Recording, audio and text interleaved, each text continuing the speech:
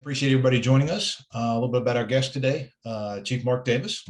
Chief Mark Davis started his fire service career in 1991 as a volunteer in his hometown of Utahville, South Carolina. After graduating from the South Carolina Fire Academy recruit school in 1992, Chief Davis transitioned to a paid firefighter EMT for the Myrtle Beach Fire Department. In 1995, Chief Davis relocated to Charleston, South Carolina, to join the Charleston Fire Department, serving in positions of increasing responsibility, including firefighter, driver, captain, battalion chief in operations, safety officer, director of training, assistant chief of special operations, and finally deputy chief, prior to his retirement in 2017. In December of 2018, Chief Davis became the chief of Lexington County Fire Services, a combination department with 269 career and 40 volunteer members, serving more than 600 square miles of Lexington County, South Carolina. Chief Davis holds an associate's degree of fire science from Harold Washington University and a bachelor's degree in fire science from Columbia Southern University. He's attended many state and national programs, such as the Maryland Staff and Command School and College of Charleston's Executive Leadership Program. Chief Davis has presented at state and national conferences such as Fire and Rescue International, and been highlighted in fire service periodicals on the operations of the Charleston Fire Department and the reorganization and transformation as a progressive fire department. He's a well-respected fire professional who has worked tirelessly towards a redevelopment of the Charleston Fire Department in the wake of Superstore fire in 2007, which changed the Charleston Fire Department forever. Chief Davis is a strong advocate for firefighter safety, peer support teams, and a high-impact hands-on training programs. Believes strongly in the importance of accountability and strategic fireground operations that are up to date based on current research and best practices to provide the highest quality service to all customers. He and his family live in Lexington, South Carolina, and enjoy spending time outdoors, especially on the lake. So Chief Davis, thank you very much. Welcome, and thank you very much for taking the time with us today.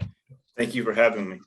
Absolutely. So we're going to talk about vehicle accident today. We're actually going to do a small series on that. We have this month and next month on vehicle accidents on roadways that have killed firefighters in the line of duty. We know it's one of the most hazardous places to operate, so we're going to focus on that for the next couple of months.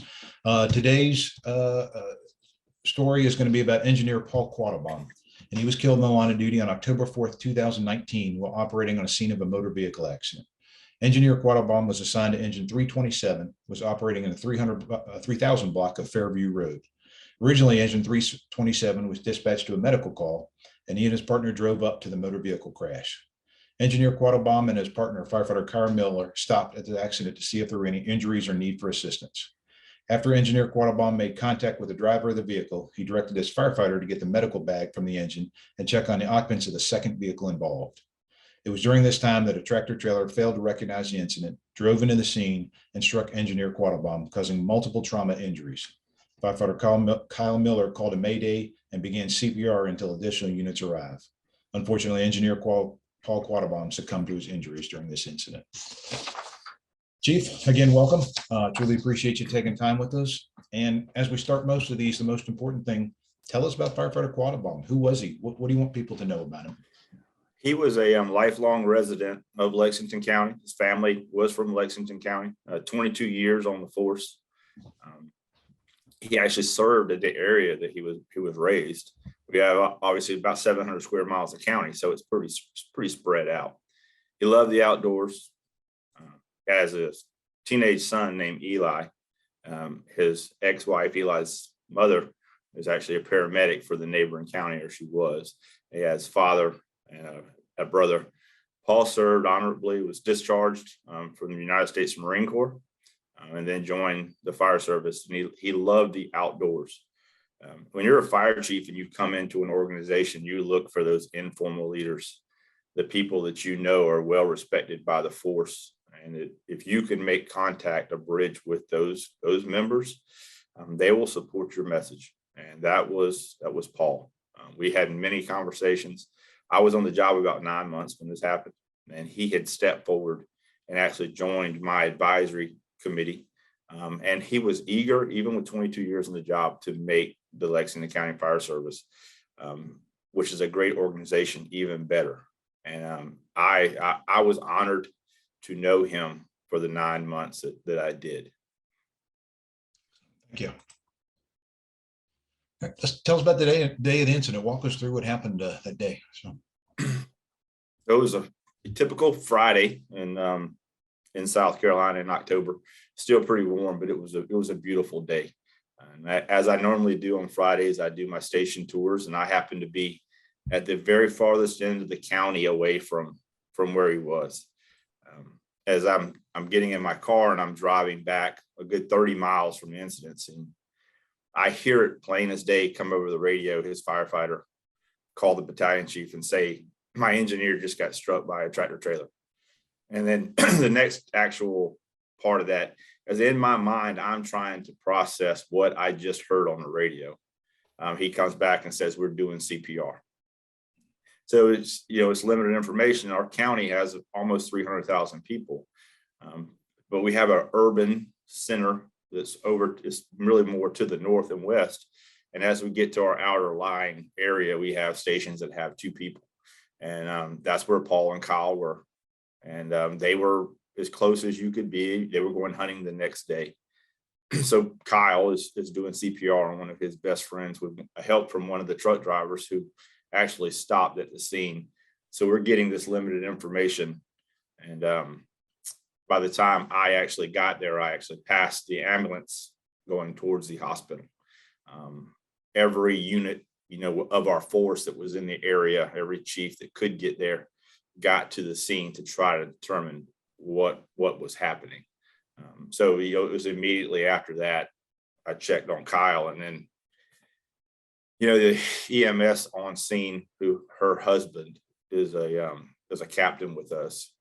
I could tell by the look on her face, what the outcome was going to be. And ironically for me, because of my past background, as I got back on the interstate to try to get to the hospital, I called a friend at the National Fallen Firefighters Foundation and telling him, John Tippett, who was my counterpart in Charleston, and says, this is happening all over again.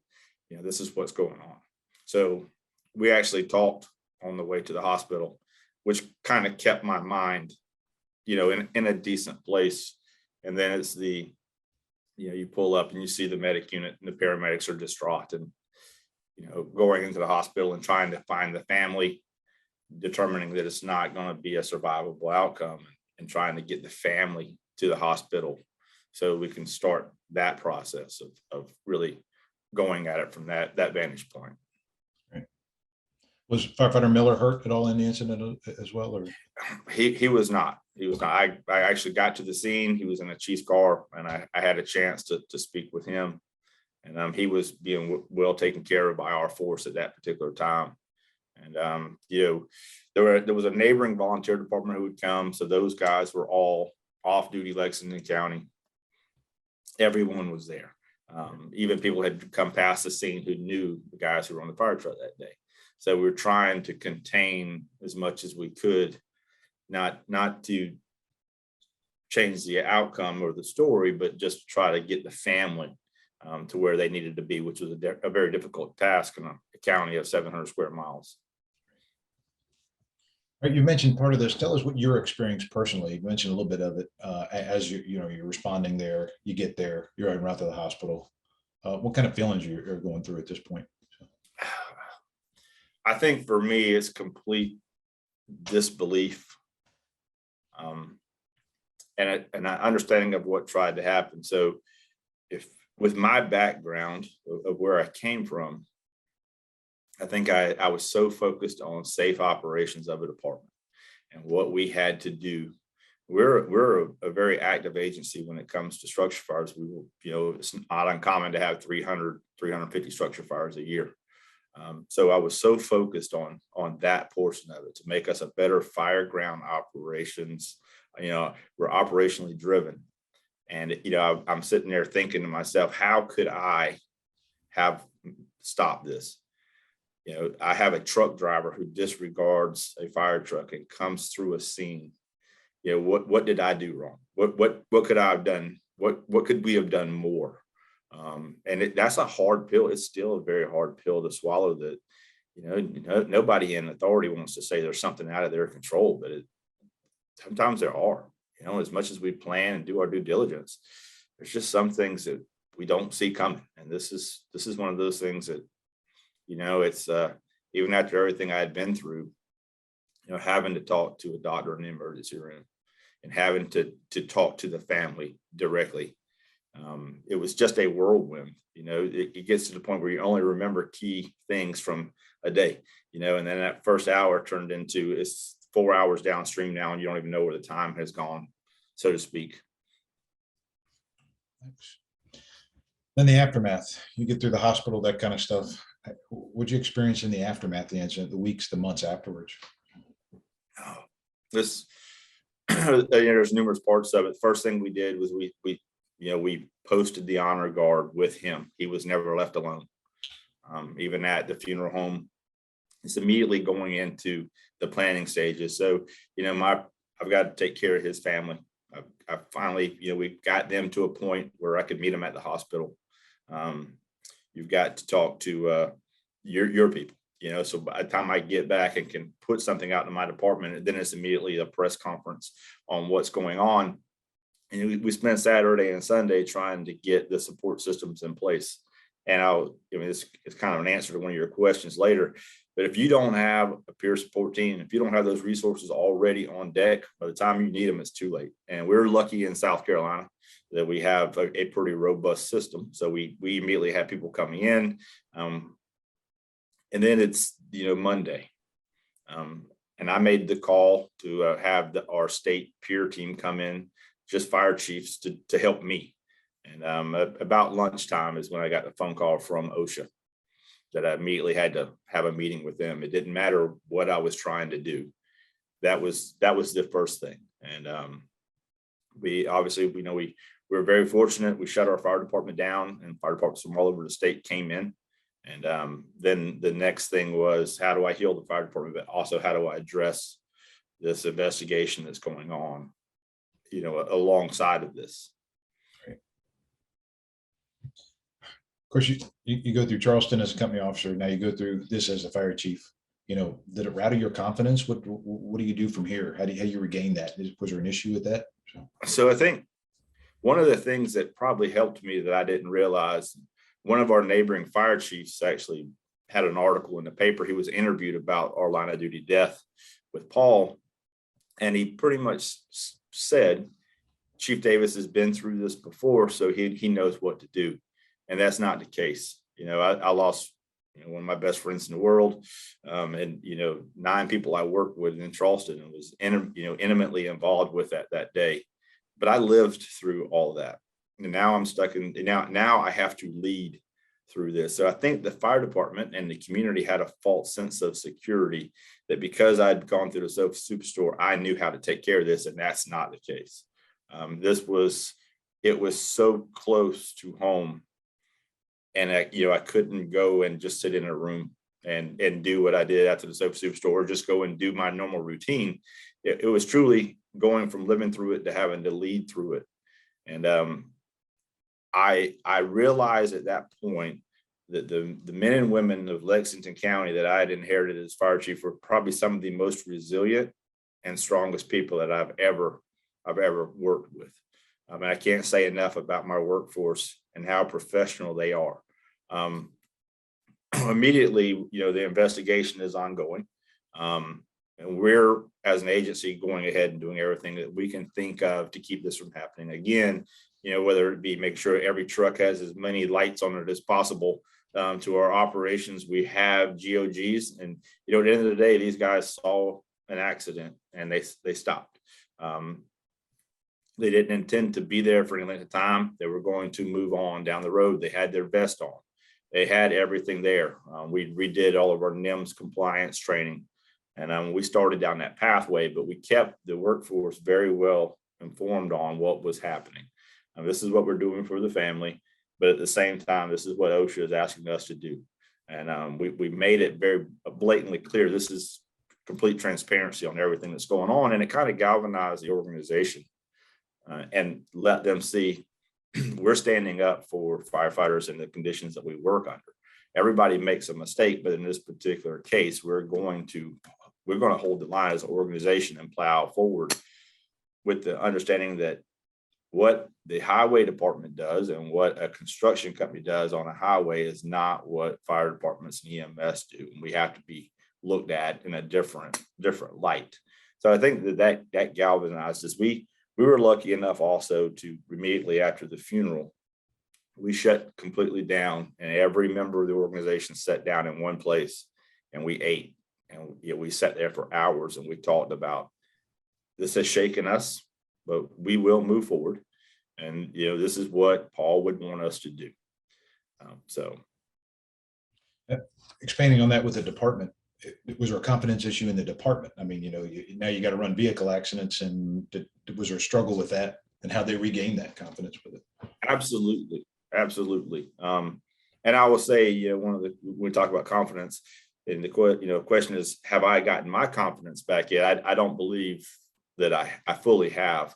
It's that understanding that anything could happen that you don't have in your control. And the men and women, especially, you take, one of the people that out of my career that I had the most respect for is Kyle Miller, who comes and rides that truck.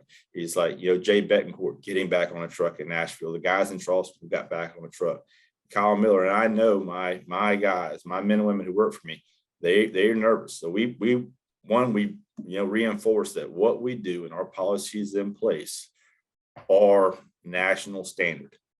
We could not control that this truck driver decided to go around and come through this accident scene at a high rate of speed.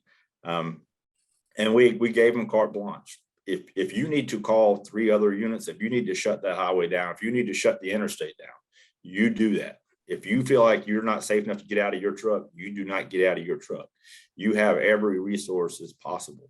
And luckily we're, average about 19,000 calls a year.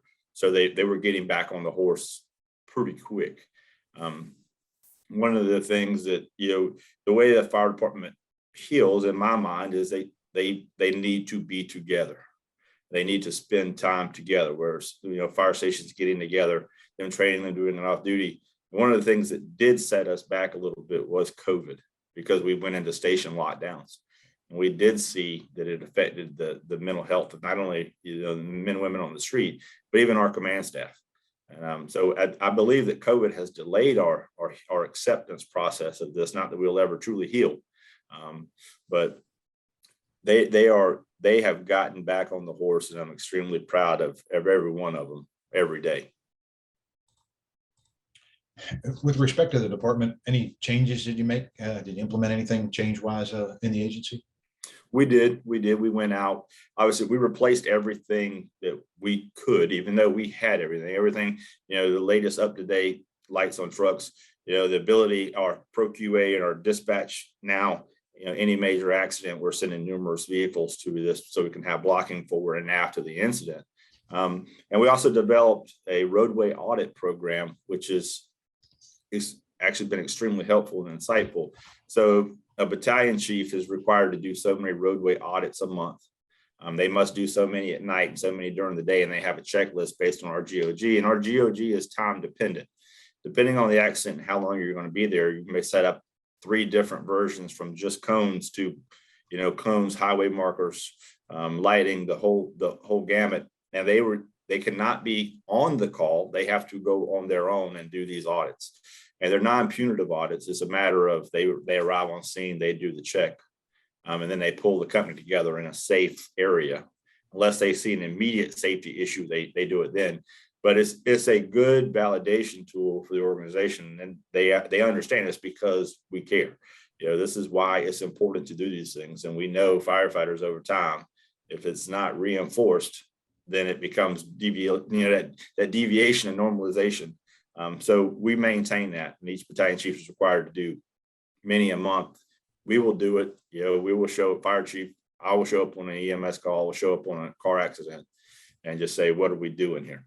So it's been a good tool. One of the questions in here, what kind of relationship do you have with the state police, the law enforcement, the tow truck drivers, all that? Or is a relationship built for these types of incidents? There is. So we're lucky that we have, we have a good working relationship because we're right beside the Capitol. We know a lot of the upper tiers of these organizations. I was extremely disappointed in the outcome for the truck driver because the state does not have the laws in place with enough teeth to actually go after the people who are violating these roadway incident safety zones.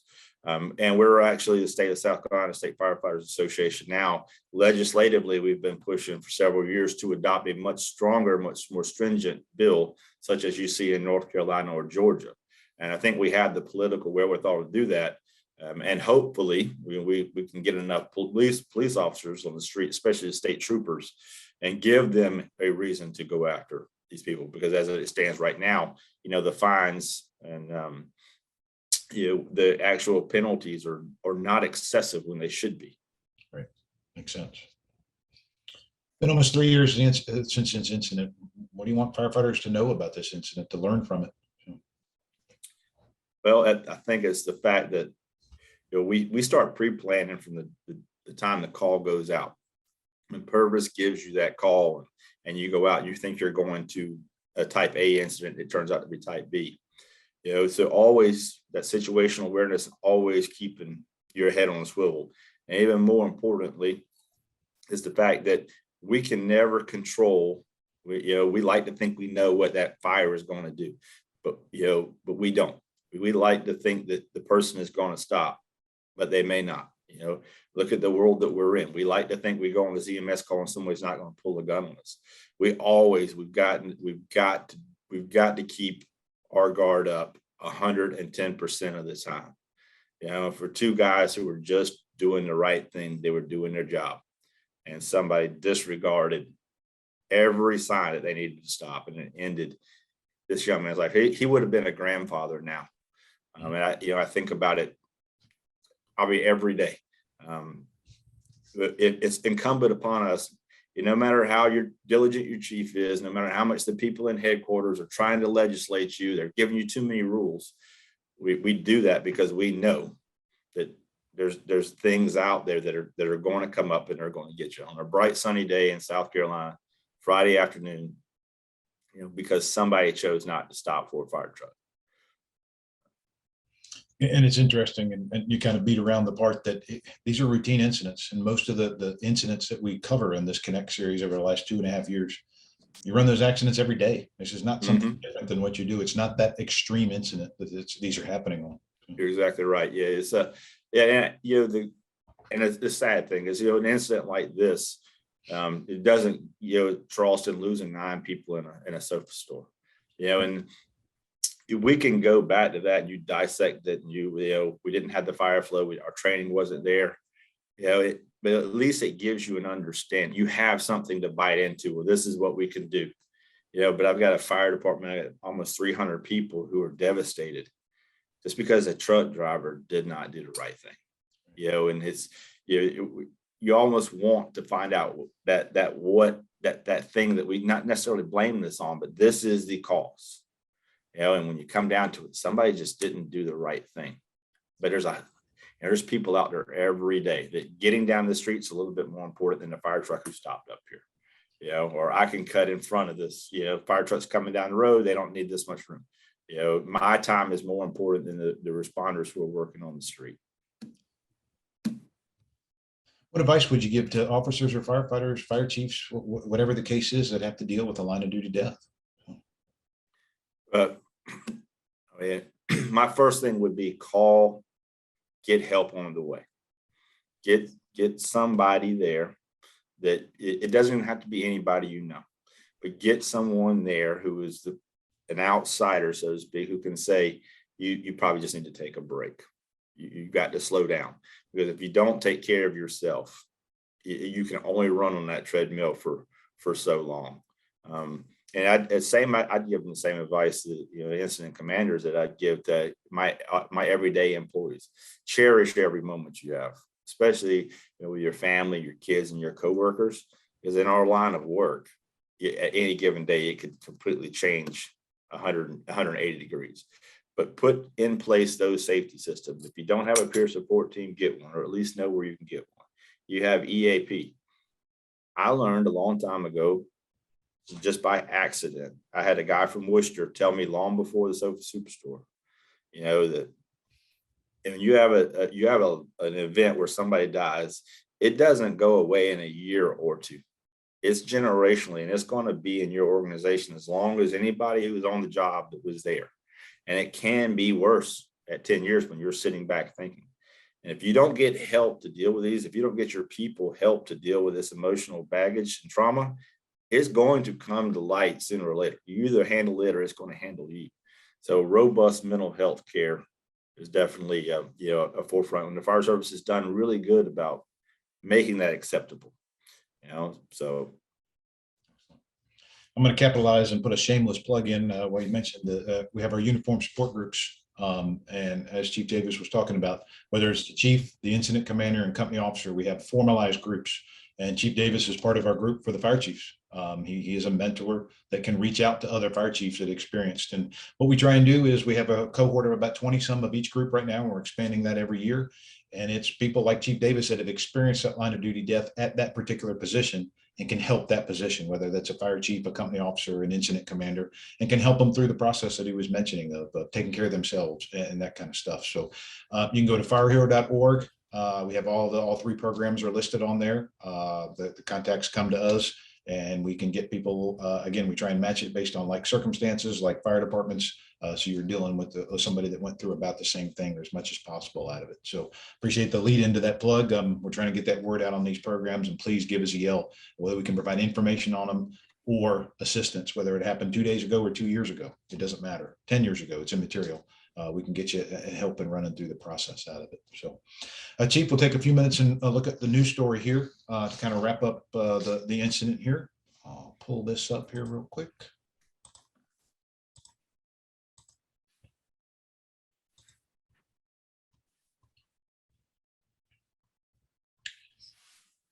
Tomorrow, see the movie with everything you could wish for.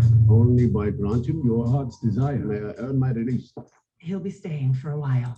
From the director of Mad Max, Make your wish, save yourself. 3,000 Years of Longing, rated R. The Lexington County Fire Department is mourning the loss of one of their own. Paul Quattlebaum died in the line of duty after being hit by a semi-truck this afternoon. Our Lauren Thomas has the latest. The Lexington fire chief delivered a message that he never wanted to give, explaining that one of their own, Paul Quattlebaum, was killed in the line of duty this afternoon. Today we are mourning the loss of fire engineer Paul Quattlebaum, who was fatally struck by a semi-truck while responding to a motor vehicle collision this afternoon. Lexington County Fire Chief Mark Davis explained that fire engineer Paul Quattlebaum was originally responding to a medical call just before 3:30 this afternoon when his unit saw a car accident in the 5200 block of Fairview Road and stopped to check on the people involved. While performing his duty, Paul was hit by a commercial truck. After receiving medical care on scene, Lexington County EMS transported Paul to a nearby hospital where he succumbed to his injuries. Quattlebaum served with the Lexington County Fire Department for 22 years, recently serving the citizens in the Samaria area with Station 27. Before that, he served in the United States Marine Corps. Chief Davis did not take any questions during the press conference, but Quattlebaum's death came as a shock for the department. The last time a Lexington County firefighter lost their life in the line of duty was in July of 2001. 22-year-old Jeff Chavis died after being trapped in a burning home. Paul faithfully served the residents and visitors of Lexington County throughout his career. The thoughts and prayers of everyone at the County of Lexington are with his family. The department has received an outpouring of support from emergency crews around the state as the Highway Patrol continues to investigate the accident. Reporting in Lexington County, Lauren Thomas, News 19, WLTX. And no word yet from the state. Chief, anything else you'd like to add as we close down here? no, sir. No, sir. I want to reiterate, through my career, at least since the Sofa Superstore, the National Fallen Firefighters Foundation has been, instrumental in my career, either support post Charleston and these programs that we do and pushing the fire service forward.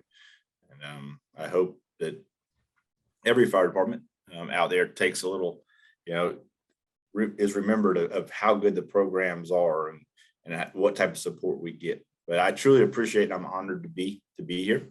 And I enjoyed giving my presentation and talking about the effects that Paul's death had on Lexington County.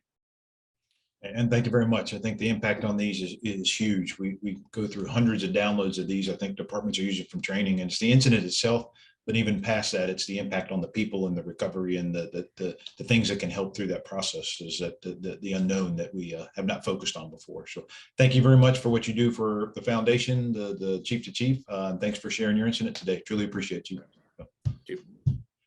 Just a reminder, we got the fourth Thursday in September, September 22nd, 1 o'clock. We're continuing the vehicle accident series in that. We'll be talking to Battalion Chief Linwood Buchanan from Hanover, Virginia, Fire and EMS. About a year before Chief Davis' incident in 2018 on interstate, nasty rainy night on the interstate in Virginia, a tractor trailer ran through a scene and killed Lieutenant Brad Clark in that incident. So Chief Buchanan will be talking about that and his experience with that incident. And we will also have Brad's dad, his retired battalion chief from Henrico County, just the adjoining county in there, who will also be on the call with us to talk about the incident, about his son, about Brad, and that as well. So hope you can join us September 22nd. That'll be at 1 o'clock Eastern time as well. And hope you all be safe until then. And we'll see you then. Have a great day.